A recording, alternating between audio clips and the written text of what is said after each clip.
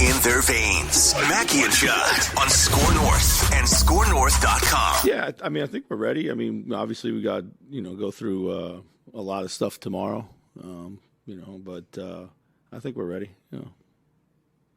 Have you started installing any of that? Anything you want to see? You're not installing, but like working on things specific? We had practice yesterday and we were working on some stuff, and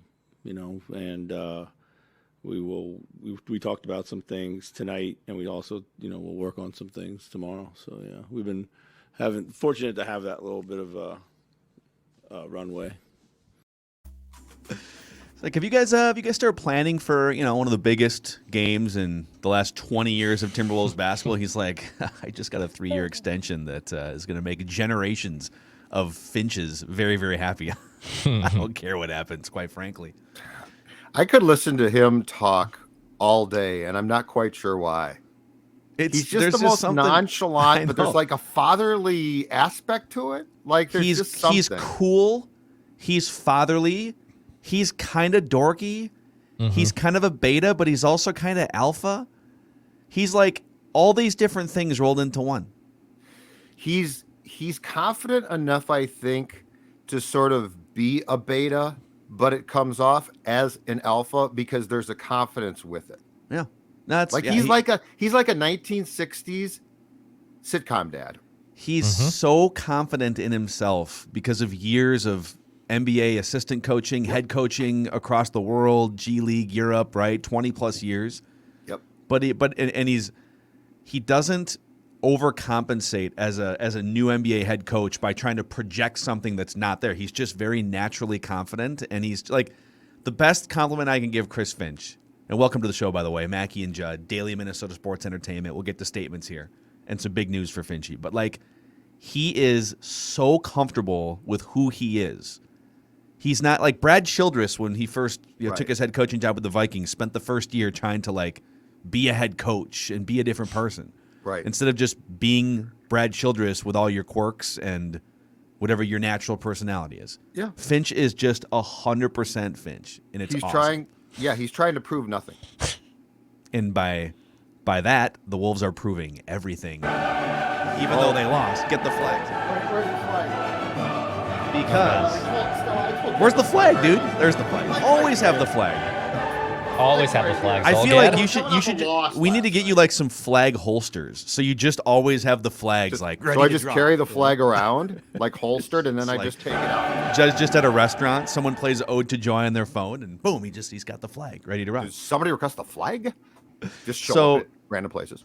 Johnny K reporting this morning with Shams from The Athletic that the Wolves have reached an agreement on a multi-year contract extension for Chris Finch. Now, Doogie's hearing it's a 3-year contract with like a 1-year. Is it a mutual option? It's like a 1-year tack on of some kind. Option of some sort for 4. So 3-year extension, and Johnny finishes the tweet by saying Finch's staff was extended as well after leading a Wolves revival 46-36 and the 7 seed in the play-in tournament. The over/under for this team in Caesars Sportsbook and most sportsbooks was 34.5. Now, that was if you follow this team at all at the end of last season and the offseason and Chris Finch, like, that was an easy over bet. But 46-36, I know what Monty Williams is doing in Phoenix, and that team has gone even further in the regular season with their record. They're 61 wins, and that's a team that's probably they are the favorite to win the championship. JB Bickerstaff in Cleveland. But I'm going to start us off on Statements Monday here by saying Chris Finch, in addition to getting the contract extension, he should be the NBA Coach of the Year because he is not only fighting against, Wolves mediocrity last year taking over, he's fighting against 2 decades and maybe even the better part of 30 plus years of Timberwolves embarrassment and inertia. Mm-hmm. And none of it mattered. He turned it all around. I think Mark Lowry and Alex Rodriguez coming in added a breath of fresh air to this team too.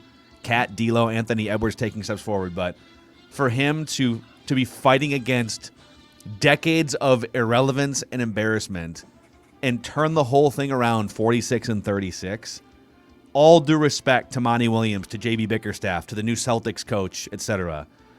The Timberwolves are the most improved team in the NBA. This is from Key Sang on Twitter. They finished first in points scored and made threes, and top 3 in steals and blocks. Yep. I mean, find me a better turnaround story in the NBA than what Chris Finch did with the Minnesota Timberwolves this year.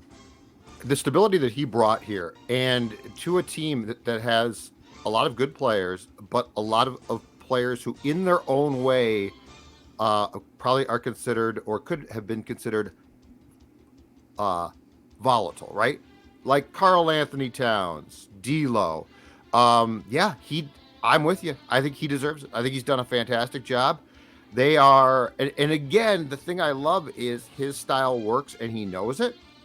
So it's not like some, I got this job and now I've changed and it's discipline. He is, as far as I can tell, a straight shooting coach who tells you basically what he wants you to hear. Sometimes it's very positive probably, and sometimes it's not. It works. And I think the testament too is, to a man, it sounds like the players really like him and admire him. And that's a tough line to walk. Like he's changing a culture. And I think if you try and change a culture, there's a fine line between being effective in doing it and ruffling feathers potentially. And Chris Finch knows what he wants, knows where he felt the finish line was. And I am completely with you, Phil. I think that this guy deserves that, because the admiration that I have for any coach who can do what Finch has done with this franchise is very high. Yeah. And again, who was the guy?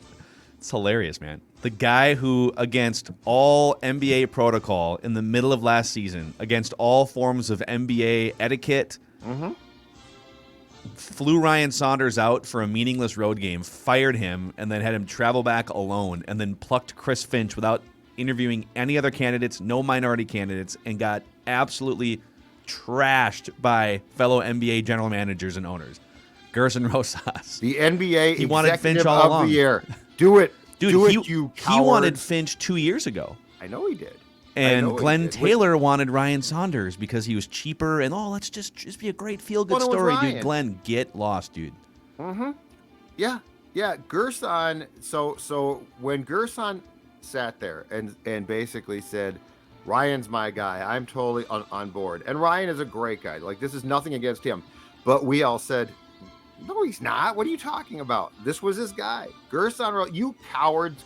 You should vote Gerson Rosas the executive of the year. Have the guts, have the intestinal fortitude. I mean, again, look at from Finch on down.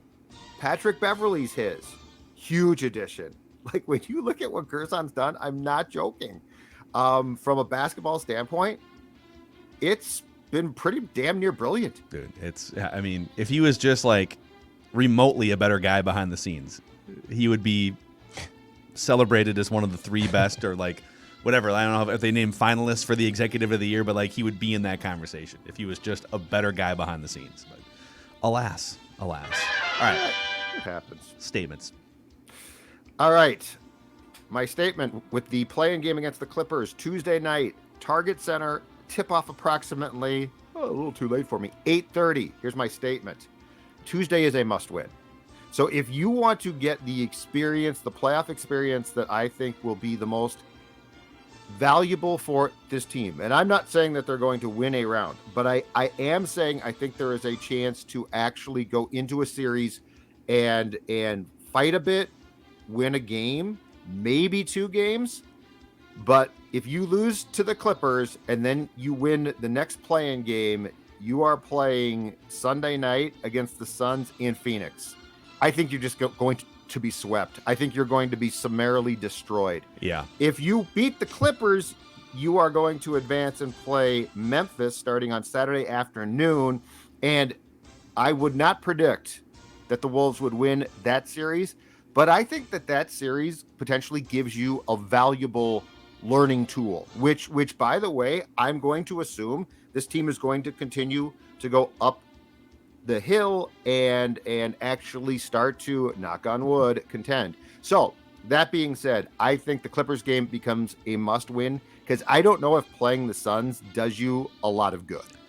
I would also add to, not that like the perception from people on the outside is the thing that you should be chasing, but if you lose to the Clippers, if you lose to the Clippers, I think it sends you down two bad paths.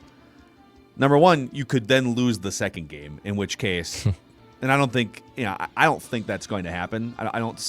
This team offensively, with everyone on the court, like they're going to beat one of these next two teams. But like if you lose to the Clippers, it opens up kind of a 40% chance in your next game that you could get beat and just miss the playoffs altogether. In which case, wah, classic Timberwolves. Even when they have this pop-up season and everyone's lauding them, like they stumble and they can't get out of their own way, right? So that would be like bad path number one.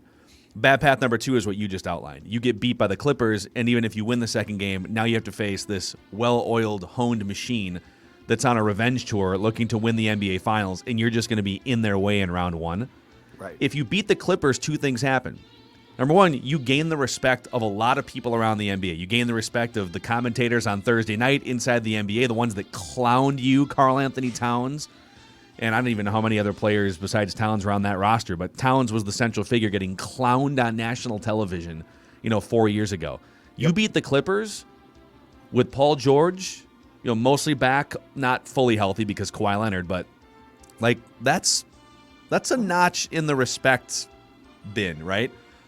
And then you get a shot at Memphis, and Memphis is excellent. And even without Ja Morant, they were like, what were they winning, like 80 or 90% of their games for 2 months without Ja Morant? Yeah. But you have a chance to win a couple games, maybe even take that series to 6 or 7, I think. So the Clippers are the door, man. Beat the Clippers. Mm-hmm. You gain respect, you gain better experience, and you have an actual chance in the first round to make some noise and do some damage. So we'll see. Declan? All right. I may have recycled this from last week or 2 weeks ago when we kind of basically knew it was going to be Wolves and Clippers for the play-in tournament. And my statement is, let's not fear the Clippers. Let's not fear them. The Timberwolves are a better team than the Clippers, not just because their record says so, but Minnesota had the number one offense last season. Nobody scored more points than the Wolves. They're attempting more threes. They have a deeper offense overall, and most importantly, they have a home court advantage. Now, is Paul George potentially the best player on the court in the Clippers and Wolves matchup? Probably. But as fun as this game's going to be, I'm not dreading the fact that they get this Clippers team who now gets Paul George healthy again. And I think personally the biggest thing with the Wolves in this game is not beating themselves. Like the Wolves find themselves in foul trouble a ton. They had the second most personal fouls this season. So they have forced teams to the line at an insanely high rate. So that just means Cat has to be cool, calm and collected. D'Lo can't be chucking up bricks. And honestly, Ant Edwards, I'm so fascinated how he reacts in this game, dude. On Thursday when he was going for 50, and which was obviously a meaningless game for the most part, I love the energy he brings. And I think if the rest of the team just kind of falls as it does, this Wolves team should beat the Clippers. But that's my statement. Let's not fear the Clippers. The Wolves are the better team. Yeah, I think, okay, to your point about like not beating yourselves, if you're looking at this from the Clippers perspective, what are you trying to do in this game tomorrow night? It's crazy. It's happening tomorrow night. I think you're trying to get 2 early fouls on Karl Anthony Towns, aren't you? Like you know that he has the propensity to come out highly emotional. You know that they're hopefully going to make a concerted effort to get him the basketball early on. If I'm the Clippers, I'm trying to bait him into an offensive foul early. I'm trying to bait him into something in the paint and pick up 2 fouls in the first 4 or 5 minutes. And so if you're Towns, you have to think about this. Don't be passive and stand off in the corner like, in the playoffs a few years ago. But I think you have to be mindful of getting through the first quarter with 0 or 1 foul so that you can play 38, 40 minutes in this game. If the Clippers can keep Towns to like 30 to 35 minutes in this game, it's a huge advantage. So that's going to be a really, really interesting chess match in the first quarter is, can Towns avoid getting 2 fouls early or 3 fouls early in the first half? The X factor, I think, to this game from an emotional perspective is Beverly, because he was with them. The Clippers traded him. I think it was to the Grizzlies, and then Gerson went and plucked him in a super trade with the Grizzlies. But my guess is that Patrick Beverly's interest in losing to the Clippers is 0. Yeah. And so I really am curious. Like he definitely has gears. And when the gear goes to about a 5, watch out. And I think the gear is going to be at a 5. So just from an emotional intensity standpoint of this team being focused, I think that's not going to be a problem. But to Dex's point, and I like this, I guess my question is this. In a big game, where is Cat at emotionally right now? Because, that's the problem. When Cat gets emotional, like, it's great. I think it's great to play on the edge, but Cat's problem is he goes off the cliff too much. So in this case, in this game, you should walk it up to the edge, but you have to stop there. The other thing about this game is if you want to just simplify it and boil it down to one thing or one category, 3-point shooting in this game. So the Clippers are tied for second in best 3-point percentage on the season. The Timberwolves are number 1 in 3-pointers made this season. So the Wolves are like 12th in percentage. Clippers more efficient. They don't take nearly as many threes throughout the regular season. Now I'd have to go look, but that might be changing as they get healthy guys back. Like Paul George is going to take some threes. But if it's more complicated than this, but like if the Wolves don't hit threes in this game, or if the Clippers don't hit threes in this game, like I don't know if either team has enough in other areas to make up for, like, the Wolves go 18 of 40 from downtown, the Clippers go 10 of 31 or something. Like, it's almost certainly game over. But we're going to tell you why that's good. Coming up next. Da-da-da-da-da-da. The Wolves lose, but really that's a positive. Coming up next. Timberwolves take it on the chin tonight, but that's a good thing. We'll explain coming up on Timberwolves Live. Speaking of taking it on the chin, okay, if you're a guy and you are taking it on the chin health-wise, maybe on the weekends you're getting banged up as a weekend warrior basketball player, okay, you can go get screened, checked out, whatever it may be, by the same doctors that check out the pros, the guys that we talk about on a regular basis on this show. Mayo Clinic, downtown Minneapolis, Mayo Clinic Orthopedics and Sports Medicine for injury care, rehab, advice on optimizing performance, wellness, nutrition. They are accepting patients. sportsmedicine.mayoclinic.org. It's right across from Target Center, down the street from Target Field. sportsmedicine.mayoclinic.org. Also, boys, I'm excited. So I'm rocking the Chill Boys long underwear here today, just in full comfort zone. And Naturally. it occurred to me, like, God, I only have one pair of the long underwear, and I just get kind of sad whenever, like, I wear them and now, like, they have to go in the hamper and then I have to wait, because I don't wash clothes every day like Patrick Royce does, which is weird. I bought some extra long underwear so I could have multiple pair throughout the week. Very excited. Chill Boys. They are it's the first time that I've ever had a pair of long johns that I actually purposely wear. Like before them, it was, it's cold outside. I'm going to a game, right? I got to wear a pair. Because, let's be truthful. It would bunch up, not comfortable. No, not Chill these. Boys, the exact opposite. And I'm not joking. It's the first time in my 52 years on this planet that I have welcomed the opportunity to wear long underwear, and that's because of our friends at Chill Boys. It's a blast. Minnesota-based company. Find them online at chillboys.com. Another Wolves one for you here. It's kind of in the same spirit as Declan's statement. Declan, you said, essentially believe in the Timberwolves here. They're better than the Clippers. Well, here's my statement. Vegas believes in the Timberwolves, and so should everybody else. The Wolves are 2.5-point, sometimes 3-point favorites, depending on the sports book that you look at. Right? Anthony Edwards just dropped 49 points in a game. We know how good Cat is. The Wolves are getting healthier. Jaden McDaniels, Chris Finch gets a couple days to mastermind. So if Vegas is listing the Timberwolves as 2.5, maybe 3-point favorites, depending on the sports book, that's very telling. I actually thought the Clippers, with guys getting back healthy, I thought this might be a pick'em game or maybe even Clippers by 1. But there is still a level of faith from smart people that do this for a living that the Timberwolves are the better team here. Very interesting.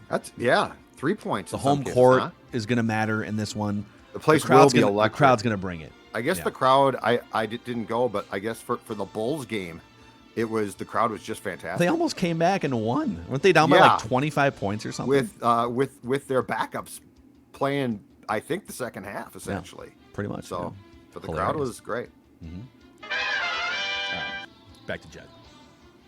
My statement is this. This is all it takes. All right, Wolves, you are in a play-in tournament. It is made up. This is year 2. And you have a fan base that is excited and should be, So for all we have talked about, Minnesota's not a great basketball state, Bob, which is nonsense. But you have put out a product that has been so bad for so long, for the most part, that you are in a play-in tournament, and I think that there is an excitement, a genuine excitement, and I think that there should be. But this is all it takes. Like if you can consistently put a competitive product on the floor, imagine the opportunity here. Dude, people are frothing at the mouth for, and they're engaged. Like it's not like, oh, it's cool to go, and so I'll just go. They're going, they're standing, they're cheering, they're going nuts. It's fun. I mean, the Wolves play in a building that, in my opinion, is super crappy. But you know what? The product is fun now, so people are showing up. And the only way to get a new non-crappy building is to do stuff like this, right? Win some games, win a playoff series, get people excited, and then you can ask for taxpayer money at some point. But the point being is that this is a good basketball town and a fun town when they have, wait for it, good basketball. Yep, and I think it's a team. There's a lot of likable things about this team, right? People love Finch. People love Anthony Edwards. Yes. His style of play. I think people love the fact that he's fun and flashy, but he's also a hard-working grinder player that's going to go fill in the cracks when he's not scoring. And I think people are really taking to like even the Taurean Princes and the Jalen Noels and the Jaden McDaniels. Like they just have a lot of interesting personalities, hardworking players. You can tell this team loves playing with each other and playing for the coach. Yep. And so even though game 82 against the Nuggets, was it a few years ago, that was a fun environment too. But it never felt sustainable. It kind of felt fake, right? It felt like, well, Jimmy Butler wasn't really likable, like Ant is. Pat Bev is. Like he's crazy, I think, but who cares? Dude, he's likable.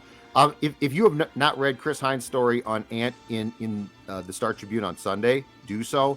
It is a marvelous read. It is a great read. He went to Georgia, right? Yes, and it will make you like him more. Like just about his upbringing and the fact that his dad was not present and his mom and I think grandma died of cancer when he was in high school. But I mean, this is a great read about just how intelligent, smart this kid is. It is. I love that guy. Yeah. Ant is a magnet for people. He's a little bit. I think he's got a little bit of like puck to him. There's that magnetic presence.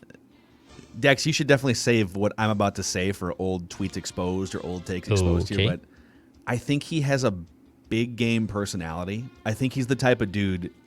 Again, clip this and we can play it on Thursday. But I would be pretty shocked if he went like 1 for 11 in this game or 3 for 14 or something. I don't think he's going to go out of his way to railroad and get outside the system and what they're trying to do. But I just feel like he's the type of dude, his personality, the different ways he can score, he's going to elevate in this game against the Clippers.